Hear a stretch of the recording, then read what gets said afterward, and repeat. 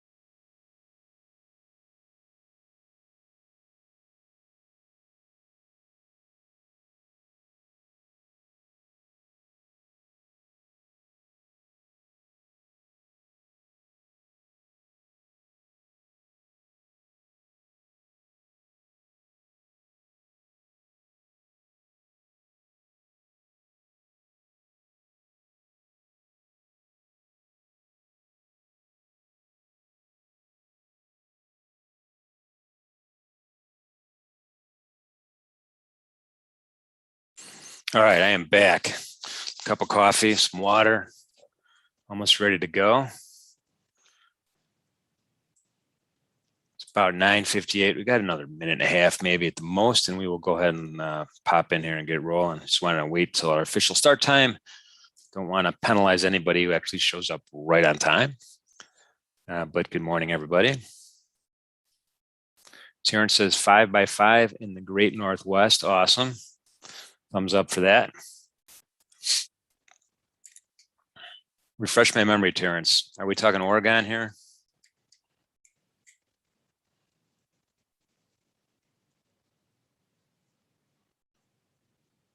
Puget Sound. Very cool. All right. Well, I'm a southerner now, so southeast. Beautiful weather. Everybody's pretty friendly. So far, so good. Tova says, hi, Terrence. Bellingham here. Carlos, good morning. Thanks for being here. We're going to start right on time here in another couple of seconds.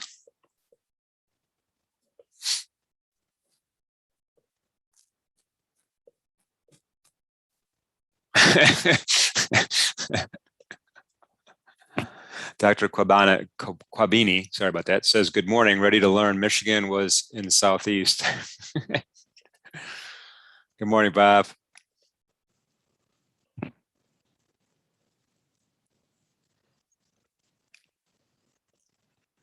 Killbear Provincial Park.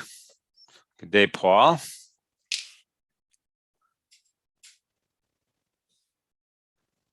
Wow, Robert. Well, welcome here. Thanks for being here.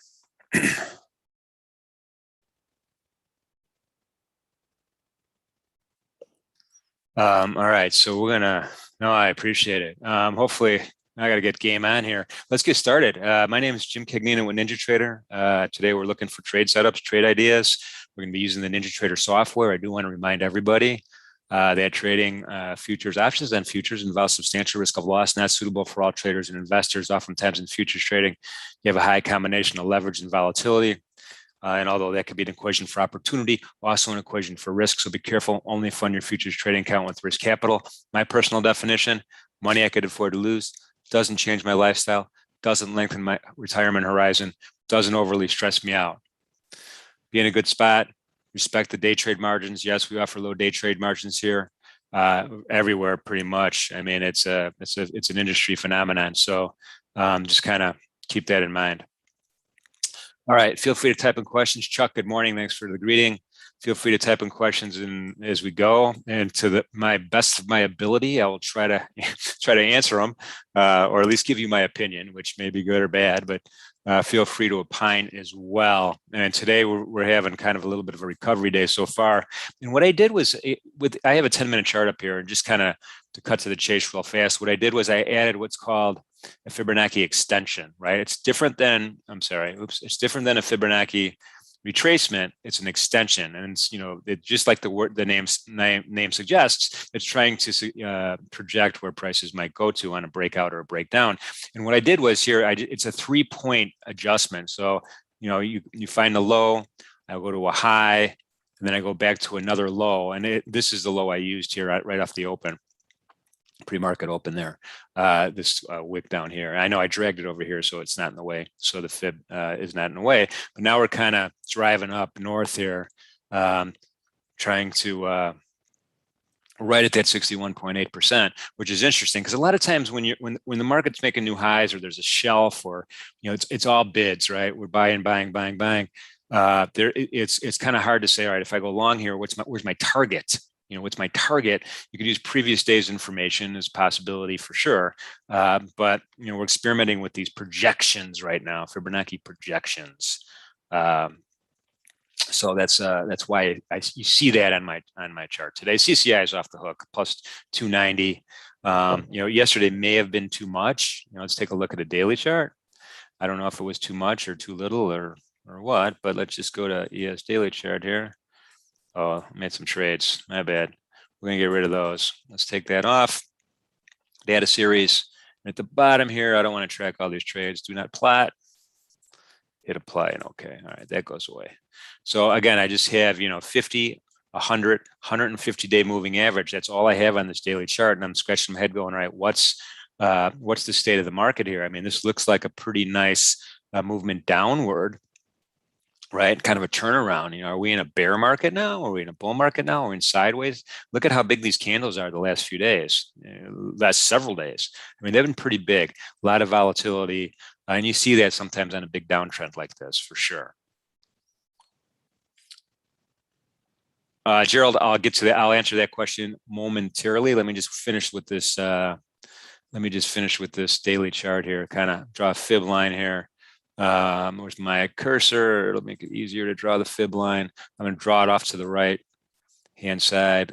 So high to low, right? We're going with the trend. And then we're going to go ahead and make a couple of minor in-line adjustments here real fast.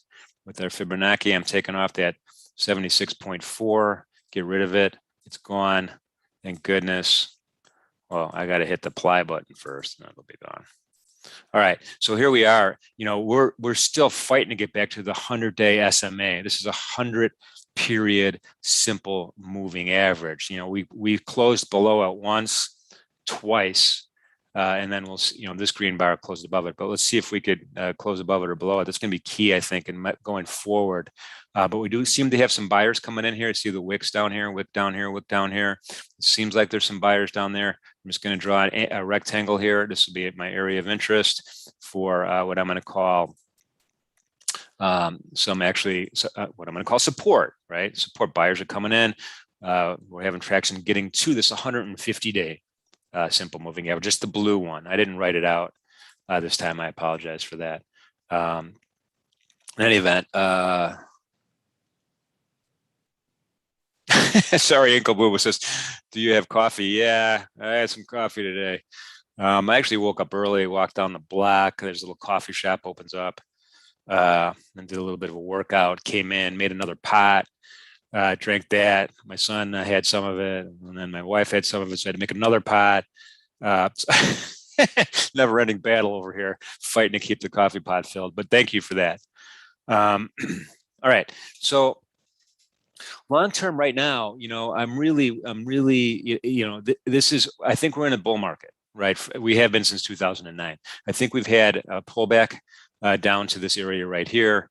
And we finally, I hope, or maybe I don't care if I hope or not hope, but we found some support here. So again, looking for maybe some sideways action. Maybe yesterday was overdone. Let's go ahead and look at the stats of yesterday's candle.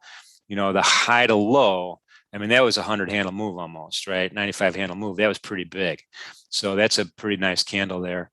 And we'll see so far today, high to low, we are, not quite as big. I'm going to say 57, 58 handles, handle being a point. So that's kind of what's in my head right now. I'm not going to jump on this bandwagon that, okay, this downward run is over. Let's go ahead and rally all the way back up to new highs.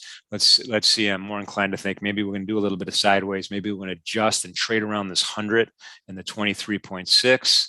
And just to put that in perspective, the 23.6 is 43.25. So we got some work to do to get up there.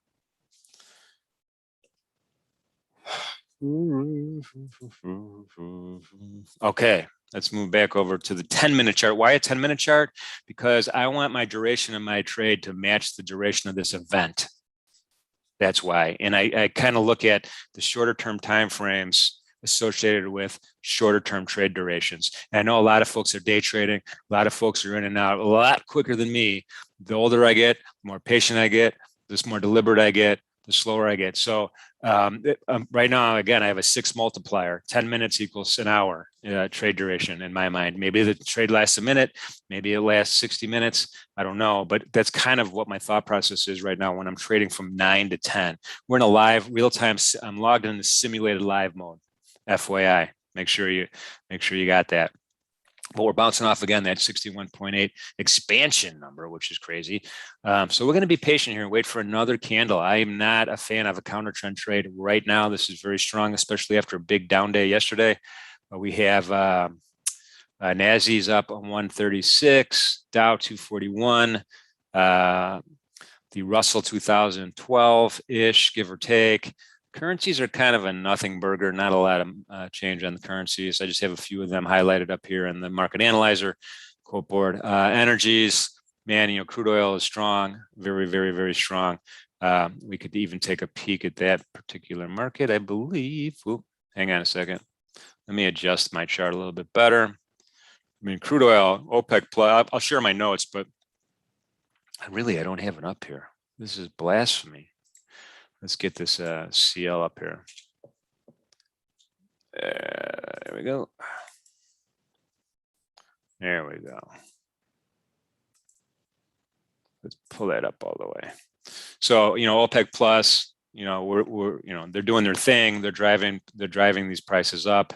And this is kind of complicated with the whole liquid, the natural gas market, which is also off the hooks these days. And I could show you a chart of that if you really wanted to, but it's crazy. It's almost like the cotton chart that we saw earlier this morning. In any event, so crude oil is definitely kind of hampering our love here. I mean, this is going to add to all sorts of expenses to the economy as we are still very much in a liquid oil energy market. Just keep going here. Gold, down 16, which is, I think it's a lot of gold bugs are like, hey, inflation's coming, man. Let's get this inflation hedge going. Let's buy gold, Market's not having anything to do with it. This is a US dollar driven phenomenon, and that's the way it is for now. Bonds are down 3/4 of a handle. Treasury bonds, ZB 1221. That makes sense to what we're seeing here today. And then we have the 10-year yields right now. Let me just refresh my my Wall Street Journal peekaboo here. This is the cash market 10-year yields, 1.52, relatively high. Again, we're still over that 1.50 threshold, which is kind of a magic kind of a number these days, that 1.5%. Okay. Again, still from a trade idea point of view, I really want to be patient, wait for a pullback before I try to get long here. I'm not interested in going short right now, especially after yesterday. So we're going to be patient here a little bit more. Yeah. So Gerald, yeah. So the lower time frame, not interested. I mean, I hear what you're saying, and I think that a lot of traders use a 5-minute, 2-minute tick chart. I think that's a valid approach. I'm just, more of a kind of wait and see. I think I see a lot more action on how the candles develop. And so far we have, a higher low, a higher low, a higher low, a higher low, higher high, higher high, higher high. Continuation candles keep popping up here on the upside. This market is moving up. So again, if I'm looking for places to buy at this particular point, I'm going to use 3 points of interest. I'm going to use the top of the value area, which is very far away. And then I'm going to use these 38, 50s, and 61% right now before I get too crazy here. But I want to see another candle still. I'm not satisfied yet. We could toggle over to NQ if you want. Very similar formation here. I don't even have a fib line. I mean, we're literally just kind of making new highs. But let me just show you how I added that last one. Drawing tools, right? And go to extensions. I'm going to go low to high to low, which will be around here. But I'm going to drag it over so we can see it a little bit better. And oops, did I do that right? Yeah. So that's kind of we're already at the 100% on the NASI. And remember, Nasdaq is more volatile, more you get way more price action on the Nasdaq. You got to be really careful with that. I even prefer the micro Nasdaqs, to be honest with you. Well, okay, so good question. So it's in my all right. Let me read the question out loud to you. I'll give you my opinion on why, but let's see. Terrence says, Jim, why are we looking for a pullback to enter a up market? Well, I don't know. I don't like to rush in at a high. I mean, a counter trend trade at this point, I think, is probably a bad idea of going short and just saying, oh, it can't go any higher. I don't know if that's a good application here. But this is just the exact same kind of methodology that I'm using on a regular normal distribution day, where I want to see a pullback down to a fib line or to a point of control. A volume point of control, or transition between the top of the value area, or transition between the below of the bottom of the value area. It's the same idea. It's the same concept that typically these markets don't go one way nonstop all day, right? They take a breath, they come back and forth. Supply and demand kind of fights itself and pushes itself back and forth. And that's what I'm hoping here, right? So I'm hoping. So one trade idea would be something similar to this. Let's go ahead and try to buy a contract. Should we get closer to that 50% expansion number? And that's kind of how I think folks use the fib lines and the fib extension lines. I don't know. We're experimenting. If I wanted to be more aggressive, I'd try to buy at the 61.8. But I'm going to be conservative right now until we get another candle. And that's just how I'm thinking. I don't have that much data to go on other than look at the CCI. I mean, it's 330. Strong, super strong right now. Until we get some kind of settling down on that CCI, let's be patient and hang tight. That's what I think.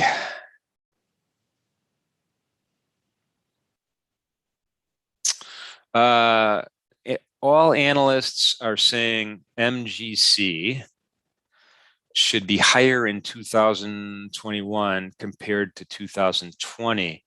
Does it factor into my trading? I don't. So the gold market, in my opinion, the gold market is kind of an outlier market. It's hard for me to do technical analysis on the gold market. We did breach 1800 for a while, couldn't sustain it, came back down, and you kind of juxtapose that against all the television commercials. Buy gold coins right now. Because we're entering into this inflationary period, and this is the typical hedge. I don't know if that's true or not. If it's a supply and demand thing for sure.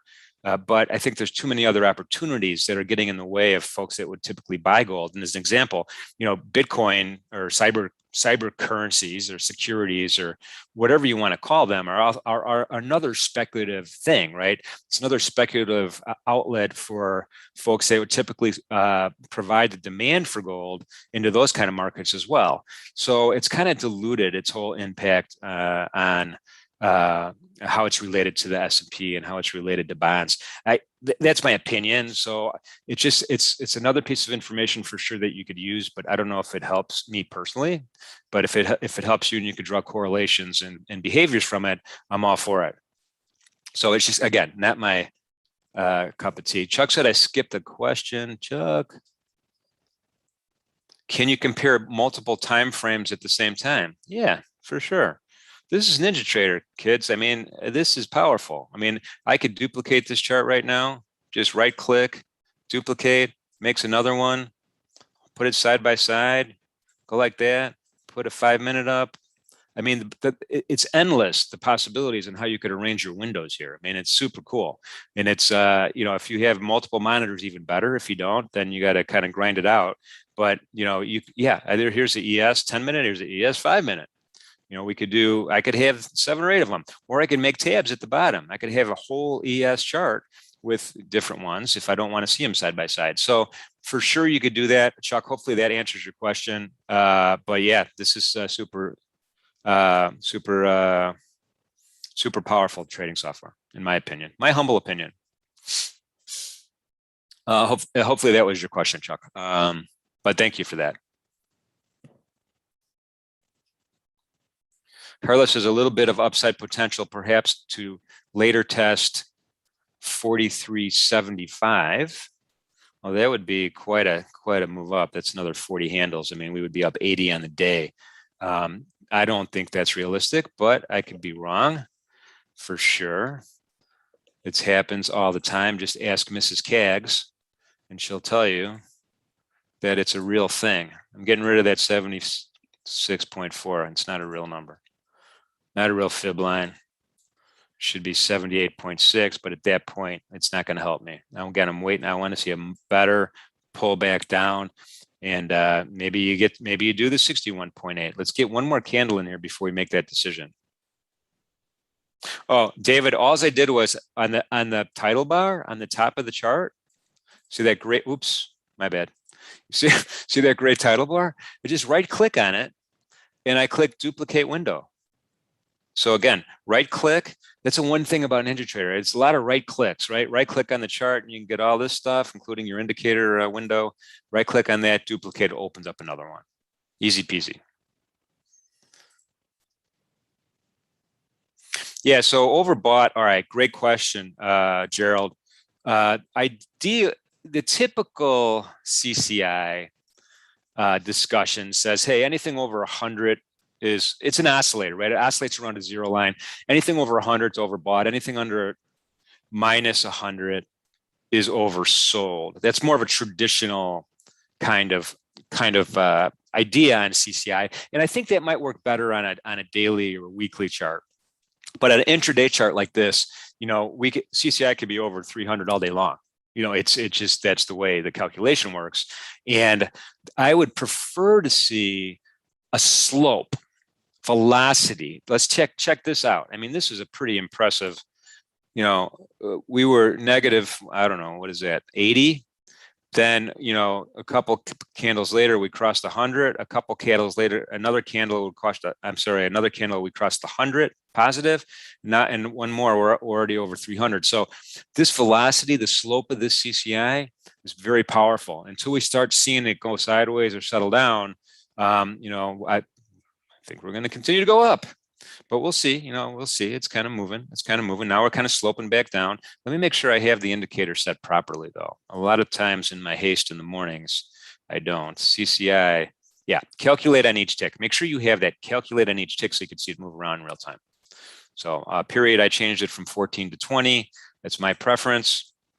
So it's, I think that's probably more consistent with textbook, but it could be 14. Okay. So yeah, I mean, again, though, and what point is it overbought? Is it overbought at minus 100, which is here? Well, you would have got crushed. Is it overbought at minus 200? You would have got crushed. Is it overbought at minus 300? You would have got crushed. Now, finally, maybe things are starting to settle down. I don't know. It doesn't look like that from the candle, but you know, I don't subscribe that much to that idea. I guess is what I'm trying to say. Thanks, Robert. I don't know if that comment's true, but it's the caffeine. I got to credit it, the caffeine.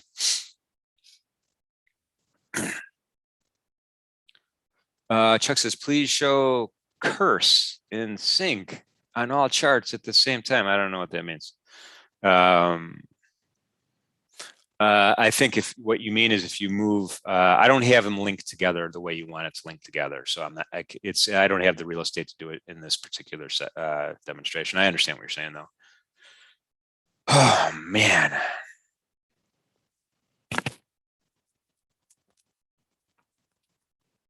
No, Herbert. So what I'm saying is, maybe I said that wrong. Sorry. Let me read Herbert's comment. Jim, since the highs are holding and the lows are being broken, why do you think the long is a counter trend trade? No, right now, from a day trade point of view, the long is you're going with the trend for sure. What I'm saying is I don't want to do I wouldn't want to sell up here, right? I wouldn't want to sell up here. I mean, maybe you're right. Maybe you sell the high and it's the greatest trade of all time. But in my opinion, over a long period of frustration, like we're talking decades, it fails more times than not. It fails more times than not. And especially after a pretty significant down day yesterday, you know, this market's getting kind of tired. Let's just take a look at my notes real fast here, and maybe we'll tighten up here and try to, you know, get back into at the 61.8, or at least move our. Let's do that. I'm just going to kind of split the difference here between 51 and 60. We'll leave it like that for now. Let's go to the Let's go to the notes. Not a lot going on from a release point of view. We had international trades and goods and services. Bureau of Economic Analysis is the government agency. There's a lot of government agencies out there. This is one that tracks this. And I cut and paste the definition for you. You know, trade in goods and services between U.S. residents and residents of other countries each month. U.S. sales are exports. U.S. purchases are imports. Well, that's obvious. Thanks for telling us that. The difference between the exports and the imports is a trade balance, and our trade balance got bigger, right? We were buying more stuff than we're selling.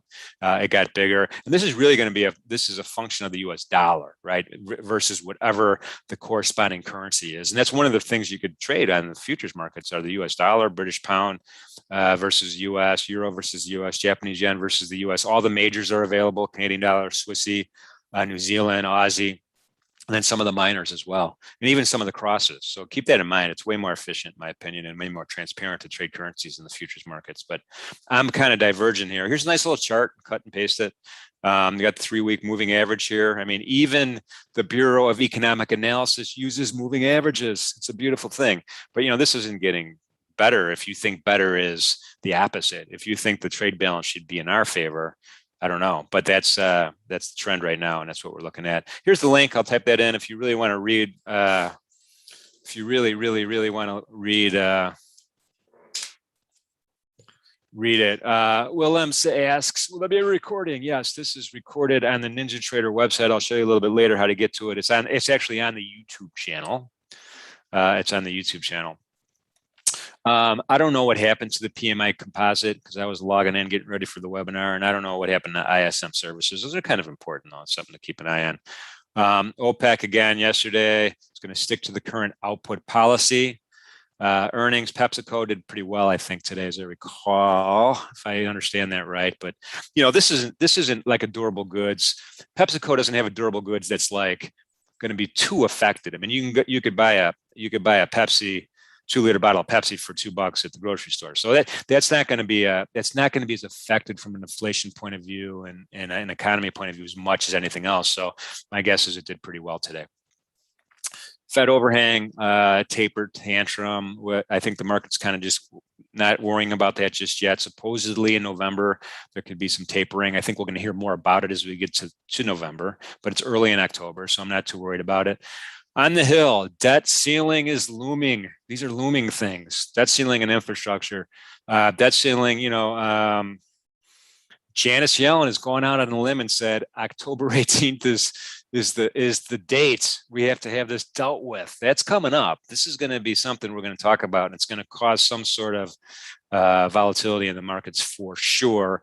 Will it all get worked out? I don't know. I mean, I think so. I would be shocked if our senators and congressmen and congresswomen, congresspeople would let this go. So senators are scheduled to be out of town. Remember, for Columbus Day, I think is next week.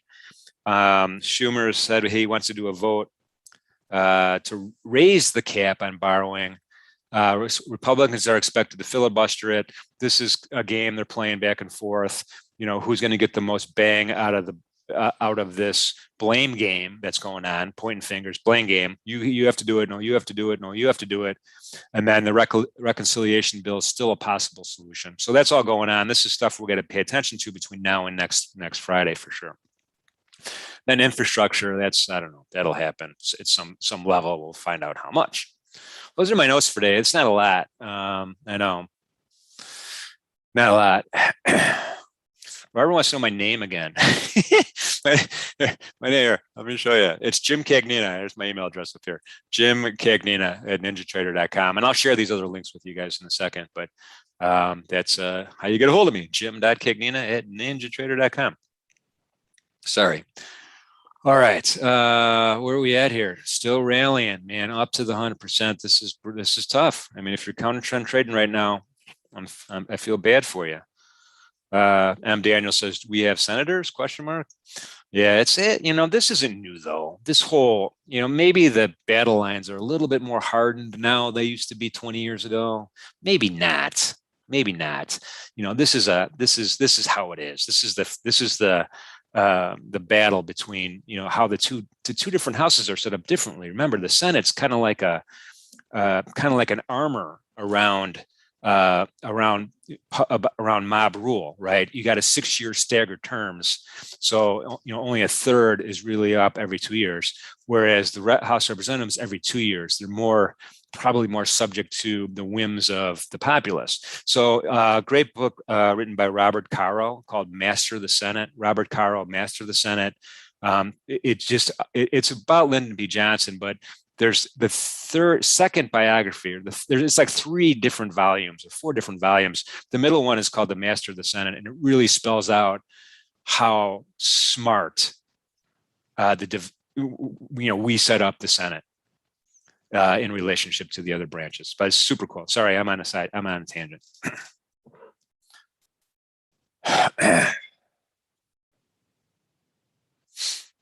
Robert, sorry to hear about that. Making new highs. We're just bouncing up off of this 43, 42, 50. Really, there's no sellers right now. Again, our trade idea, even if I bump it up to the 61.8, it's going to take some time to get back down here. So you see, I look just still 283, 284, pretty strong. And we could take a peek at some of the other markets, see if there's any other opportunities to consider here. Exact same kind of layout here in the Nasdaq right now, and again, I would be super patient. Interestingly enough, though, the value area here in the Nasdaq, the value area, top of the value area is in line with that 61.8 that I did on the expansion. I'm going to go ahead and just kind of get rid of that. This whole 76.4 bugs the heck out of me. I wish it would go away. I'm sure there's a way I could set this up so it doesn't pop up every time. But again, I would be patient so we get back down here for my order entry. And but then be careful here, because the Nasdaq is so volatile. If news does come out that's negative, substantively negative, make sure you have some sort of stop loss in here. I'll just put a catastrophic one in right below the 38. Percent kind of protective. We should do that on the ES too. I'll do that in a second. But the ES isn't going to move as fast as the Nasdaq, really. So, but and again, these stops aren't. This is a stop loss Again, I'm in sim mode. And if this were a live account, this would be sent to the exchange and be sitting in the order book. Short of any electronic hookup, it'll be in there for us. Hiccup, I should say, not hookup. Hiccup. Let's just kind of cruise back over to ES. And look at that, new highs. Wow. Wow, wow, wow. Well, I'll tell you, everyone's 401k is maybe getting a little bit of recovery. Who suggested 4370? Someone suggested 4370, 4375. I can't remember. Gerald says whistleblower live testimony right now. Do you think it will drag down Facebook and the Nasdaq? No, I don't. You know, I this is more political drama. I think more political theater. I think. You know, Facebook. You know, go to Zero Hedge for that kind of conspiracy. They'll tell you all about their own conspiracy with Facebook, but I don't think so. Even though it is a big fish in that smaller pond, the Nasdaq 100. You know, this is nothing's gonna move the needle here, and there's not going to be any substantive legislation that's going to, you know, shoot on through anytime soon, with all the other stuff going on here that's going to change the way the world looks at Facebook, Instagram, Twitter, Reddit, all these other things. I mean, maybe once the debt ceiling settled and the budget's settled and the infrastructure bill's settled, and you know, we could focus on other things. Yeah, but you know, it's just going to be he said, she said. You know, she's going to say all these bad things happen, and you know, Facebook's going to say, no, this isn't what we meant. By the way, here's a clarifying policy we just implemented. You know, that's kind of the back and forth that's going to happen, I think, in my opinion. Anik deleted his Facebook page. Okay, that's, you know, that's how you vote, right? That's another way to vote. You don't buy the product.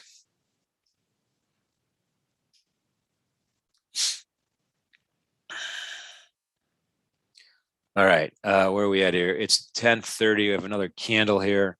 Let's kind of just really zoom in here and look at these candles a little bit better. Higher low, higher low, higher low, higher low, higher low, higher low, higher highs all the way up. I mean, you could draw a trend line there, you could draw a channel there, you could draw all sorts of stuff there. But the bottom line is, we're pretty bullish right now. Now, one of the things that I would consider too is if we can get a couple of candles here that settle down. Let me just move this. Oops. Let me just draw a rectangle. Well, I'll draw a line. It'll be easier to draw a line. I'm going to just draw this little line here, right at the top of the candle right here. And let's see if we can close above that blue line I just drew. So that blue line I just drew literally is 43 even. Let's see if we can close below it at least once, maybe twice, before we kind of jump in and say, all right, we're going short right now. That I think is more prudent. I think it's more prudent to kind of say, hey, I want to see where resistance is. Right now, I don't see where resistance is. We just keep getting higher highs and higher highs and higher highs. And anytime sellers try to come in, they get run over. I think that's what we're looking at.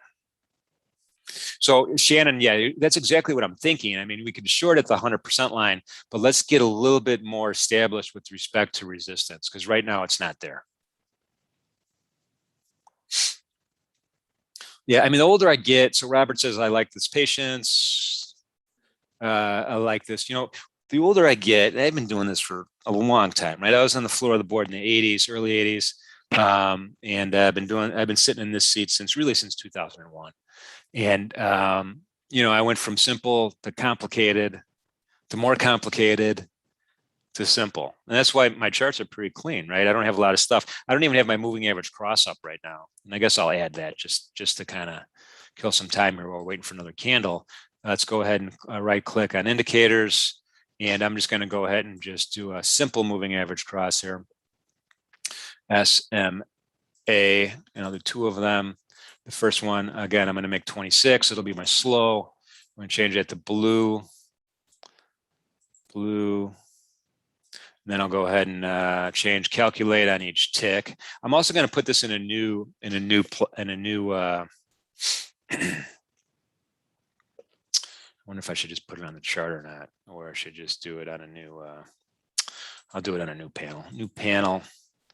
Let's go ahead and then adjust my fast one. We'll make that a 6. Bar and close on each tick. We're going to make it red. And then on the panel, we're going to do it in panel 2. Let's hit apply. Okay. Let's see what we did here. Oh, you know what? I made a mistake. My bad. My bad. Let me go back to indicators. And on this one, the panel, because I didn't apply it yet. So that was my bad. So label, simple moving average. Sorry about that. Calculate on each tick, label, maximum bar, look back. That's all good. Panel is going to be 3. Apply and okay. Okay. So what I did was I put the moving average cross on its own panel down here, so it doesn't kind of clutter up my candles a little bit. And you could see, I mean, this is an extraordinarily wicked move on the fast moving average. The fast moving average is red. The slow is blue, and that gap is widening. It's not getting any shorter. It's not converging, it's diverging, which again is very bullish. CCI is still over 200, but slowly starting to trickle back down. So let's see how that pans out here in the next candle here. We got 1 in 3 or 4 more minutes. Okay.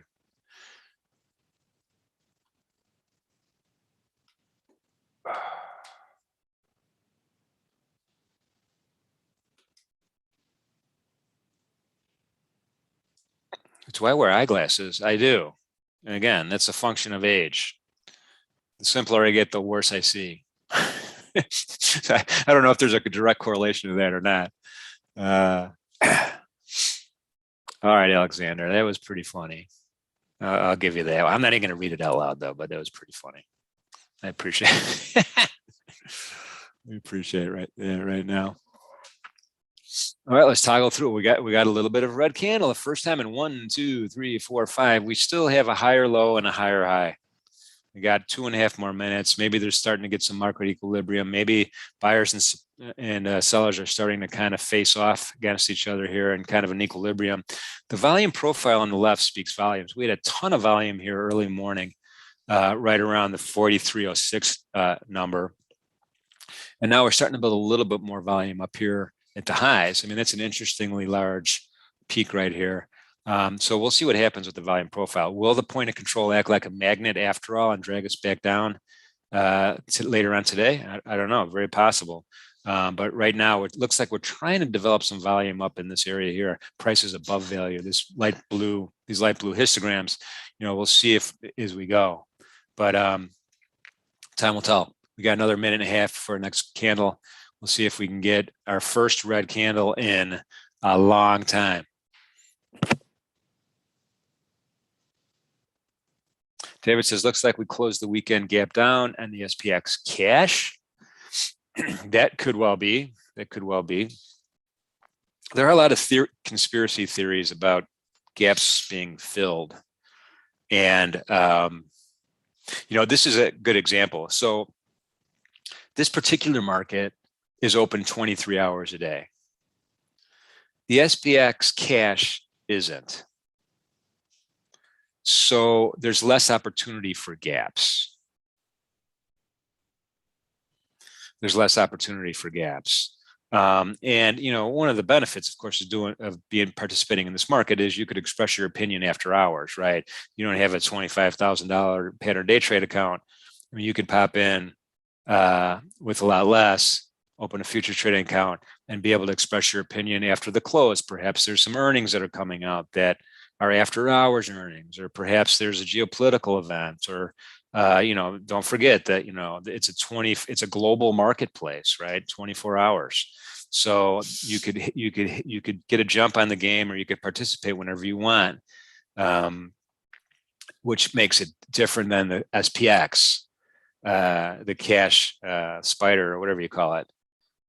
In my opinion. So it's just one of the huge benefits here. I mean, the Nasdaq equivalents to QQQs, the diamonds are for Dow. I don't even know what the Russell's called, the iShares or something like that. Let's just pivot over. Now we're getting closer to our 26 is only 12 handles away to our entry here. Let's go to stranger things have happened. Let's take a peek over at the Nasdaq. Yeah, we got some work to do here. Still, it's still this Nasdaq market. Now look at the volume profile in the Nasdaq market. This volume accumulation here is very powerful, and it's pretty much going to claim primacy over the early morning point of control at this rate. I mean, if this keeps going here, this will be a double distribution, right? Distribution up top, distribution down low. A lot of volume overnight, and but like I said, if this continues, this will be this peak will claim primacy, and this will be where the point of control shifts up to at this rate. And so we see something different. Until we see some sellers coming in, and we could see sellers coming in. You know, this more contemporary profile here in the Nasdaq's a little bit different, right? Because we had these 1, 2, 3, 4 candles that are kind of now range bound, right? Where my crosshairs is right now. Just hit my F2 key real fast, and I'll just draw a line there. You know, that blue line, if you could see that, let me expand it a little bit better. You know, that's going to be, okay, this starts my area of support, right? And then the same thing you could do up top here, F2. Just going to hit that F2 key here. Just kind of roughly draw that line. Now that blue is representing resistance. So we're in a tight range right now from a body of a candle point of view. And the Nasdaq, could we break out? Could we break down? Who knows? But let's keep our eye on that. So as a matter of fact, this is probably a better market to consider maybe going short at a certain point, because we haven't broken through here. Would have liked to see some more volatility on the downside on some of these candles. Don't have it yet, but I would wait. And then the other thing I would consider doing too is if you do decide to do a counter trend kind of selling something here, give yourself some breath on the upside. Again, my opinion, based on I don't know, my old age. That's all it's based on. So I would kind of consider, you know, I would wait for this candle right now. It's a brand new candle, but I would consider, you know, being far away here. And we'll see what happens with this actual candle. Keep an eye on it right now for you. Everything else, let's see. Let's just look at bonds real quick. Treasury bonds now are down a whole handle. These aren't 100% correlated by any means with the stock index futures, but on a day like today, it is. On a day like today, you're going to see this phenomenon. Look at that. ES is up 50. I mean, this is pretty much. This might be an equal and opposite day from yesterday. Let's take a look. Let's take a look at our daily chart. See if we got an equal and opposite going on here. You know, I hate when that happens. Hang on a second. Let me get the right chart up. Open it up. Yeah, I mean, this is wow. There's 3 or 4 of them in a row. This is great. So we have this candle, similar size to the green. This candle, similar size to the green. And you know, if this body completes itself a little bit higher, or maybe make a little bit higher highs, have a higher wick up here, these 2 candles would be considered equal and opposite candles. And an equal and opposite candle in my mind is either marks market uncertainty or the move is over. I don't know which one, but you know, this downward move could be over. Who knows? There's still a lot of fundamental analysis that can go into that idea. Let's just set the fundamental analysis aside for a second. But this is a really neat kind of 4, 1, 2, 3, 4 candles, similar in size, similar in strength. And we'll see if we can get back up here for where we opened here at 56. We're close. We're not that far from 56, ladies and gentlemen. We're above the 100-day moving average. I don't want to be too much of an optimist, but I like it. All right, so Nasdaq, good thing we didn't go short, right? We're still plowing on through. Let's check out the ES. ES is holding its own a little bit better. Let me just kind of use my crosshairs here to make this a little bit easier for everybody to see. And we're holding our own right now. So one more candle. So in reality, what I would consider, who was I talking to before? Let me scroll this up here. Shannon. So Shannon, in my opinion, the probability of a good short is increasing as the more time we spend at this high. And let me try to pull this over out of our way. We got the 100 lined up. We have 1, 2, 3 candles where we have sellers coming in. Let's be a little bit extra patient here and see what happens in the next few minutes, but perhaps it's going to be time soon. I don't know.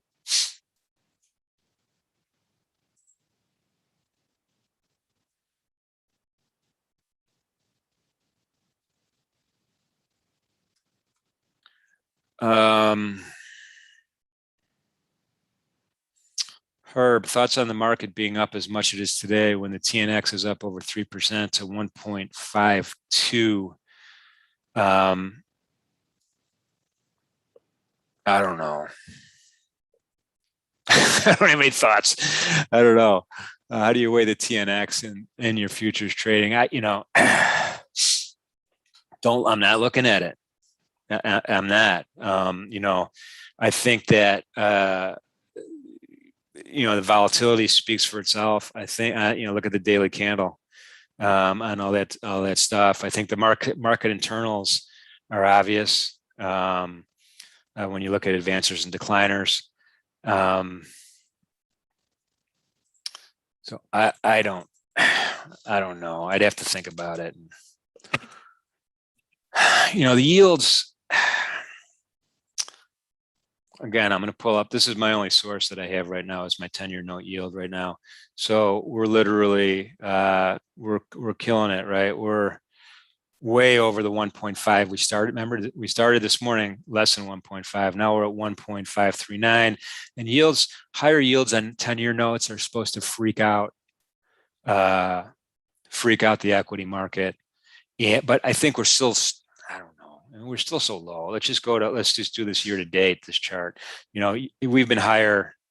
We were at 1.75 as recently as March 30th. So I'm not to the point where I'm going to say, all right, this interest rate, this middle part of the yield curve is going to bubble, and because of that bubble, the equity markets are going to freak. I want to keep an eye on it. I think that the 10-year yield is the most important. And remember, at least in my opinion, the Fed has a pretty solid grip on Fed funds, right? They set the Fed fund targets rate between 0 and 25 basis points right now, and they got a firm grip on their ability to do that. Purchasing assets gives them a somewhat more of a grip on the middle part of the yield curve and the longer part of the yield curve, right? They could purchase those assets accordingly to kind of keep these yields in check.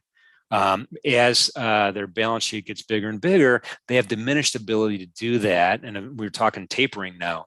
So the longer end of the yield curve is, in my opinion, will probably increase quicker than the shorter end. But you can see right here between 5 and 10. Every time I put my mouse there, I get that weird thing. But between 5 and 10, you could see a little bit of a bubble. When you look at the difference between a year ago and current's black, a year ago is blue. So I don't know. I mean, 10-year, in my mind, is definitely something to pay attention to. Definitely something to pay attention to. But I don't think we're there yet. I think, I'm not panicking. We get over 1.75, then okay, we'll start talking about it. But anyway, I do keep my eye on it. I think it's very important. But that's a great question.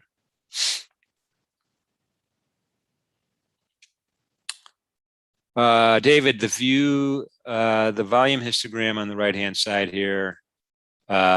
Notice how by the way, on the histogram, notice how the value area is popped all the way up here. That's pretty interesting. There's my new target right there. If we're going to be more aggressive, I want that value area to be penetrated again, moving that limit up.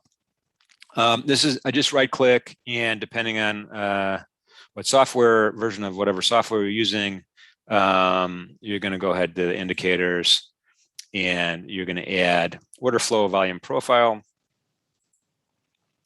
and add that to the bottom here. And I have it added here, and I'll just kind of leave my settings the way they are. The only thing I really change on this from a settings point of view is ticks per level. And when you have a big day today, 59, 60 handles up, by setting it tick per tick, your histogram bars are so thin, it kind of makes it, it mucks it up a little bit. So I have it to 4. That's a whole point. Remember, it's 4 ticks per point in this particular market. It's traded in quarters, and that's really the only thing I changed here as well. I mean, you can get fancy and change the display mode to buy and sell. If you want to say volume on the bid, volume on the offer, you could change it to that. You got delta heat, all this other stuff here for the order flow tools that I have on my NinjaTrader software. Gerald asks, what is the order flow trade detector? No idea. I've never used it, but I'm going to write this down on my notepad. We're going to play around with it. Next time we'll take a peek at the order flow trade detector. There's a lot of stuff in here. It's very heavy duty. There's a lot of stuff that I haven't even got to yet. And I've been like hammering this thing for 9 months. Okay. Wow, still strong, man. We could do this all day. This marketing, sorry we didn't have a really good trade setup today. We're almost out of time, but sometimes a non-trade is a good trade, right? Sometimes, the second best thing that could happen to you is you don't do a trade. First best thing is you do a trade and you win. Third best thing is you do a trade and you lose. Someone argued that's not a best thing, even though it's number 3. That's a worse thing. And in the middle there is, you didn't get a trade off, and that's okay. And that's totally okay in this scenario.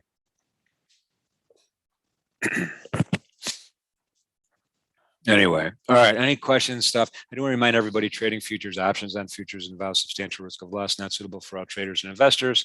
Oftentimes in futures trading, you have a high combination of leverage and volatility, although it's an equation for opportunity. Also an equation for risk, so be careful. Only fund your futures trading account with risk capital. Easy on the day trade margins. Folks, use it gingerly and wisely. I do want to show this up here also. Daily training and education schedule for NinjaTrader. Today and tomorrow we'll do the exact same thing. We're going to go through it again. Also tomorrow, we're doing a top 5 indicators for new traders. What I'm going to do is I'm going to go into, gory detail on five of the indicators that I like to pop up on the charts here, and we'll talk about their equations and how, the implementation of them and how they could be used and that kind of thing at 12 o'clock Eastern time tomorrow. And then if you're brand new, maybe you're trading futures, you're just starting, maybe you're not trading futures yet, maybe you're not trading anything yet. Futures Trading 101 event Thursday at 12 might be for you. It could be interesting. Getting started with Ninja. There's some more great events this week. Every week, actually. Here I'm going to cut and paste this into the room. Order entry and trade management, charting, and additional training. So those are things that I strongly encourage everybody to test out. We'll have some closing comments here in a second. Wilhelm, I cannot make such a recommendation. That's do your best research. This is a good question. S asks this great question, and we run across this question a lot in these events. And it's really, really a good one. SJ says, "What's your risk reward ratio?" I don't know. Every trade's different, right? And so when I look at a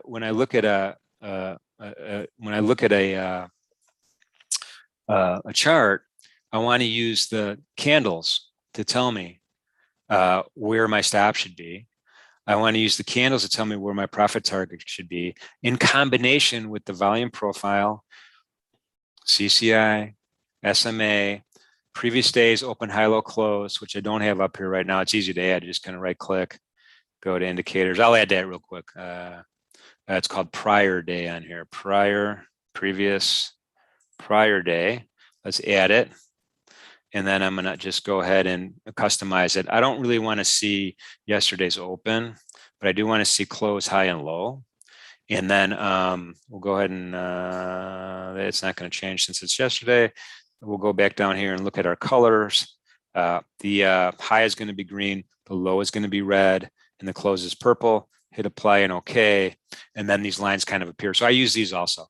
So in my experience, SJ, when traders start thinking like come up with strategies that say, hey, I'm going to look for 10 tick winners with 4 tick stop loss.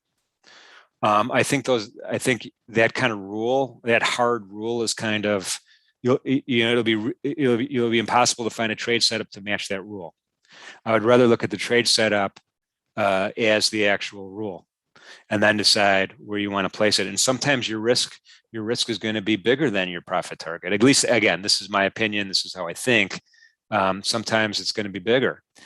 So this whole idea, when you're day trading in the middle of it, in the heat of battle, I don't like to think of it in terms of that. The other thing to keep in mind also is you could dynamically manage your stops, right? You could, and your profit targets, as the market changes either your way or against you.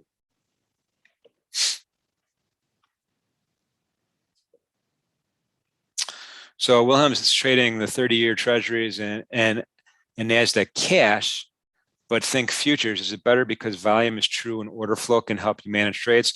Well, I think there's a lot of reasons. I think Wilhelm, it's more, first of all, it's transparent, right? Let's just take a peek over here at the trading ladder. Everybody sees these bids and offers, right, on the trading ladder. And I could change it to bonds if you want. We'll just go to ZB. Here are treasury bonds. Everybody sees these bids and offers. Whether you're in Japan or you're in Brazil or you're in London or you're in Chicago or you're in Los Angeles, it doesn't matter. This is a transparent market. It's the only place you can go. It's fair, first in, first out on your order entry. It's another great reason. It's electronic. A lot of these things are measured in milliseconds, the data feed and everything else.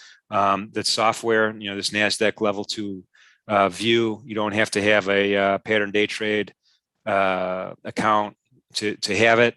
And it's a 23-hour marketplace. So these are all reasons why I think it's better than if you're trading the 30-year cash and 30-year Nasdaq.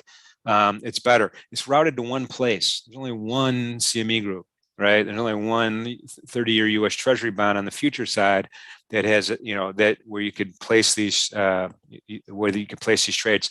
So forget about the leverage for a second, right? You don't have to have any leverage if you trade futures, and that's kind of that's the one thing that people don't understand is you do get a lot of leverage for sure. The notional value of this contract is big, and you get day trade margins if you want them, right? But you could fund your account with $100,000 and trade one contract. It's a $100,000 contract, right? So the whole leverage thing is up to you. Right? The more leverage, the riskier the trade, magnifies risk, magnifies gains and losses, but also it adds a psychological a time bomb in your head, right? Because now when you start losing leverage, your P&L is exasperated. It's bigger, it's magnified, and if you can't handle it psychologically, you're gonna have some problems and make some bad trade decisions. So and that's futures trading 101 event. Come Thursday afternoon, and I'll dive into detail. But again, I think this is the way to go. Again, I'm biased. I've been doing it since I've been involved since the dinosaurs roamed the planet. And you could trade micros. That's right. David has, micro contracts are 1/10 the size. They're a lot smaller. And for sure, that's something you could consider to do. All right. So we're going to wrap it up today. I want to thank everybody for coming today. We didn't have a lot of action from a trade idea point of view. Looking back on it, this is kind of an equal and opposite from yesterday. We'll see what the afternoon has in store. The afternoon can have something in store. I would probably consider keeping that. I would probably keep this again as a trade idea. I would kind of keep this working here to see what happens. And I would kind of pivot to more of a conventional type of retracement at this point. And let me just kind of pull this one way off to the side to show you what that would look like. I don't want to muck up the charts any more than they're already mucked up.